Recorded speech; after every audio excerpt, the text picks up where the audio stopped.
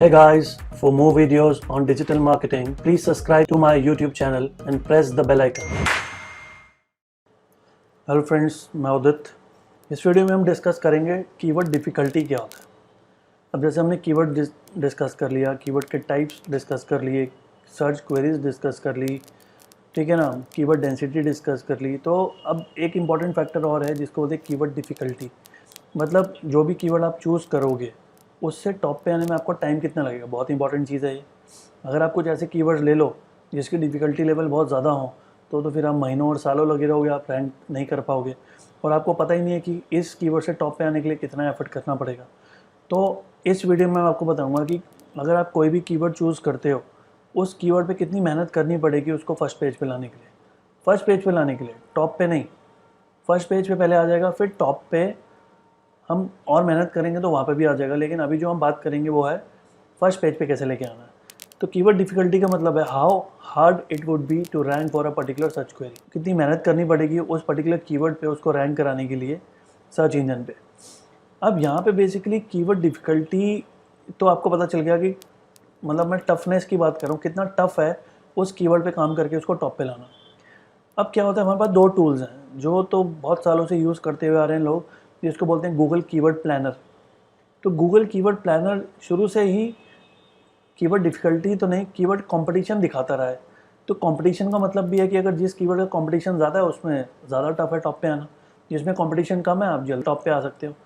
तो कहने का यहाँ पे क्या है, ये दोनों में डिफरेंस क्या है गूगल एड्स के कीवर्ड प्लानर में और जो दूसरा पेड टूल है हमारे पास उसका नाम है Ahrefs। Ahrefs बताता है कीवर्ड डिफ़िकल्टी। तो डिफ़िकल्टी और कंपटीशन सुनने में तो एक जैसे लगता है कि कंपटीशन भी मतलब ज़्यादा है तो डिफ़िकल्टी हो गया, और डिफ़िकल्टी का मतलब भी ठीक है, अगर कोई कीवर्ड से डिफ़िकल्ट है ऊपर आना इसका मतलब बहुत सारे लोग उसे टारगेट करके बैठे हुए हैं, तो सारे काम कर रहे हैं तो ऑब्वियसली एक ही ऊपर आ सकता है, या फर्स्ट पेज की बात करूँ तो 10 ही आ सकते हैं अगर बहुत सारे टारगेट कर रहे हैं। तो डिफ़िकल्टी और कंपटीशन में फ़र्क क्या है बेसिकली। अब जैसे हम बात कर रहे हैं गूगल एड्स की, तो गूगल एड्स एक प्लेटफॉर्म है जिससे हम पेड एड्स रन करते हैं। तो उससे अगर हम कीवर्ड रिसर्च करते हैं तो कीवर्ड तो चलो ठीक बताता है, लेकिन जो कंपटीशन वो बताता है ना, वो पेड सर्चिस का बताता है कि ऐड चलाओगे तो ऐड में कितना कंपटीशन है। और ये जो कीवर्ड डिफ़िकल्टी है ये हमें एसईओ से आना टॉप पे कितना डिफ़िकल्ट है, कितना टफ है, क्या क्या करना पड़ेगा, कितनी लिंक बिल्डिंग करनी पड़ेगी, वो सब चीज़ें बताएगा। तो कंपटीशन है पेड सर्चिस के लिए और डिफ़िकल्टी है ऑर्गेनिक सर्चिस के लिए। ऑर्गेनिक सर्चिस के लिए कोई फ्री टूल नहीं है, तो अगर आपको करना है तो आपको Ahrefs का एक्सेस लेना पड़ेगा। पेड टूल है लेकिन बहुत इफेक्टिव टूल है, बहुत सारे काम आप कर सकते हो। अगर आप एसईओ एक्चुअली में करना चाहते हो, सीरियसली करना चाहते हो, टॉप पे आना चाहते हो, लीड जनरेट करना चाहते हो, तो ये पेड टूल लेना बहुत ज़रूरी है, इसके बिना नहीं कर सकते। ठीक है, तो इस कोर्स के अंदर हम इस टूल को पूरा समझेंगे भी कैसे करते हैं इस टूल को यूज़, क्या क्या चीज़ें ये टूल हमारी हेल्प करेगा, और फिर हम उसको मतलब वेबसाइट इंप्रूवमेंट के लिए इसको यूज़ करेंगे। अब गूगल ने शुरू से बोला है कि वेबसाइट की जो रैंकिंग वो देता है, दो चीज़ें हैं, वेबसाइट का कंटेंट और उसकी लिंक बिल्डिंग। जब आप लिंक्स बनाते हो तो वो जो क्वालिटी लिंक्स बनाते हो, और मैंने पहले भी आपसे डिस्कस किया है कि जो हम लिंक्स बनाते हैं उसका नंबर तो मैटर करता ही है, नंबर ऑफ़ लिंक्स, लेकिन जितनी साइट्स पे आप बनाओगे वो भी मैटर करती हैं। तो साइट्स को हम यहाँ पे बोलते हैं रेफरिंग डोमेन्स, कितने डोमेन जो है वो आपको रेफ़र कर रहे हैं। तो नंबर ऑफ़ लिंक्स भी मैटर करता है और नंबर ऑफ़ साइट्स जिस पे आपने लिंक बनाया है वो भी मैटर करता है। अगेन उनकी अथॉरिटी भी मैटर करती है, उनकी रेलेवेंसी भी मैटर करती है, वो डू फॉलो है कि नो फॉलो वो तो मैटर करता ही है, लेकिन कितनी साइट्स पे आपके लिंक्स बने हुए हैं, कितनी साइट से आपको लिंक जूस मिल रहा है, वो बहुत मैटर करता है।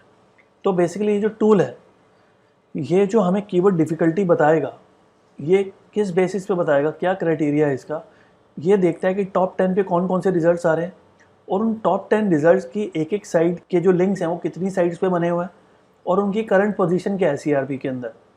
तो अगर कोई है जो फर्स्ट पोजीशन पे आ रहा है और उसके रेफरिंग डोमेन है 500, फिर दूसरा जो है वो उसके डोमेन है 450, तीसरा जो है उसके 300 है, चौथा जो है उसके 200 है, फिर उसके बाद जो 150 है, 125 है, 100 है। तो बेसिकली ये इनका कुछ एल्गोरिदम है जिसके बेसिस पे ये कीवर्ड डिफ़िकल्टी निकालता है, इनका जो टूल है, और बताता है हर कीवर्ड का बताया। तो बहुत ही इंपॉर्टेंट चीज़ है ये। आगे बढ़ने से पहले मैं आपको इसका प्रैक्टिकल एक्सपोजर दिखाता हूँ कि कंपटीशन और डिफ़िकल्टी में एक्चुअली में कोई फ़र्क है या सिर्फ मैं बात कर रहा हूँ? तो हम चलते हैं, सबसे पहले कंपटीशन देख लेते हैं। तो कंपटीशन देखने के लिए हम आ गए गूगल एड्स के कीवर्ड प्लानर के अंदर। अब अगर आपके पास कीवर्ड्स होते हैं, सिर्फ उसके सर्चेस देखने की कितने लोग सर्च करते हैं, तो ये रहा सर्च वॉल्यूम। अगर आपके पास कीवर्ड्स ही नहीं है और न्यू कीवर्ड आइडियाज़ चाहिए, तो फिर ये रहा। अब सपोज़ मान लो कि मैं चलो न्यू कीवर्ड ही ले लेता हूँ और मुझे पता है कि मुझे कौन सा कीवर्ड सर्च करना है। तो मैंने डाला digital marketing course in Delhi, ये कीवर्ड डाला। और क्योंकि ये अकाउंट मेरे क्लाइंट का है, तो यहाँ पे मैं ऑस्ट्रेलिया टारगेट करता हूँ। तो बाय डिफ़ॉल्ट ऑस्ट्रेलिया आगे मैं यहाँ पे लेता हूँ दिल्ली, ठीक है, ये लिया और इसको सेव कर दिया। तो इस कीवर्ड के सर्चेज मुझे किस एरिया के चाहिए? दिल्ली के, ठीक है। जैसे मैंने एक कीवर्ड लिया तो उससे रिलेटेड कीवर्ड के आइडियाज़ भी मुझे गूगल ने दे दिए। तो मैंने एक कीवर्ड डाला था, गूगल ने इन रिटर्न मुझे 108 कीवर्ड दिए, जो बहुत सारे रिलेटेड कीवर्ड्स होंगे, जैसे कोर्स से रिलेटेड इंस्टीट्यूट, ऐसे और भी कीवर्ड्स अभी लोड हो रहे हैं, आ जाएंगे। तो ये जो कीवर्ड है जो हमने डाला था, इसका जो कंपटीशन है वो बता रहा है कि मीडियम और इसके सर्चेज हैं महीने के अंदर 1600। Digital marketing course in Delhi के दिल्ली से सर्चेज हैं 1600।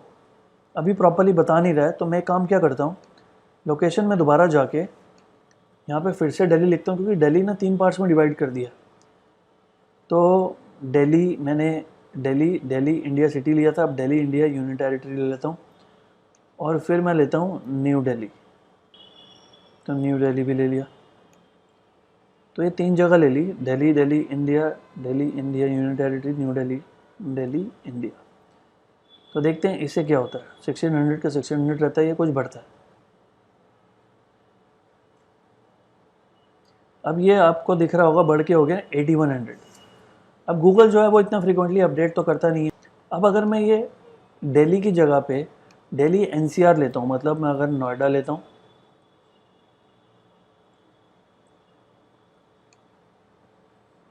और फिर मैं गुड़गांव लेता हूँ, एनसीआर एरिया है ये दिल्ली के, गुड़गांव। फिर इसके अंदर मैं लेता हूँ फरीदाबाद,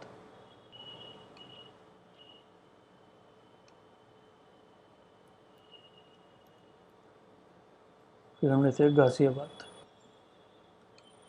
ठीक है। तो चलो ये एरिया भी लेके देखते हैं। वैसे इसमें हम ग्रेटर नोएडा भी ले सकते हैं।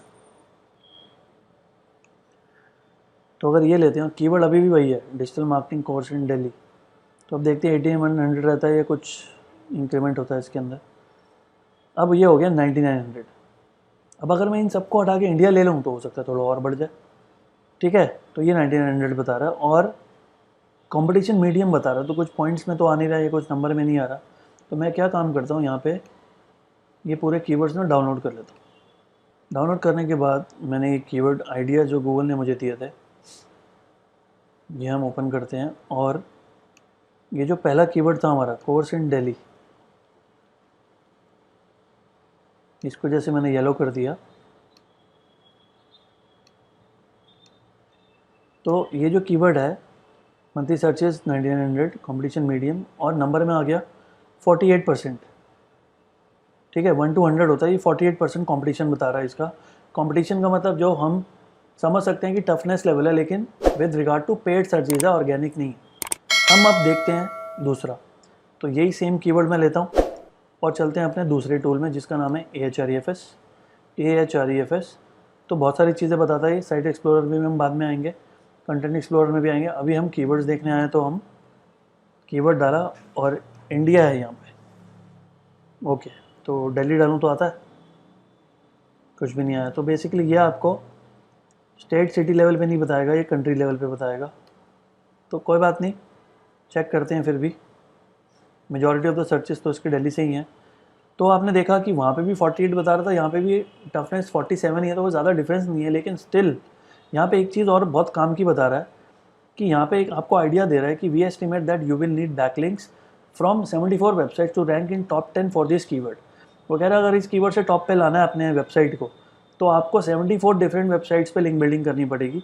ऑब्वियसली वो 74 वेबसाइट्स, अगर बाकी भी 74 बना लेते हैं, सब 74 बना लेते हैं, तो फिर देखा जाएगा कि किसकी एवरेज क्वालिटी ज़्यादा अच्छी है साइट्स की, ठीक है, किसके डू फॉलो ज़्यादा है, किसकी रेलिवेंसी ज़्यादा है, उसको गूगल रैंक देगा। और ये टॉप 10 पे आने के लिए है, फर्स्ट पे आने के लिए नहीं है। फर्स्ट पे आने के लिए फिर और ज़्यादा क्वालिटी शो करनी पड़ेगी आपको, और फिर सो ऑन आपको लिंक्स बनाते रहना पड़ेगा। लेकिन अभी के लिए इस जो कीवर्ड की जो डिफ़िकल्टी और कंपटीशन लेवल है हमने देखा काफ़ी क्लोज है। 48 वहाँ दिखा रहा था, यहाँ पे 47 दिखा रहा है। और क्या दिखा रहा है ग्राफ में कि हार्ड है, आसान नहीं है इधर से ऊपर यहाँ से आना। तो मैं आपको एक चीज़ और दिखाता हूँ। जैसे ये एक आर्टिकल खोला तो मैंने कीवर्ड डिफ़िकल्टी स्केल 0 to 10 वाला इजी, 11 to 30 वाला मीडियम, 31 to 70 वाला हार्ड और 71 to 100 वाला सुपर हार्ड।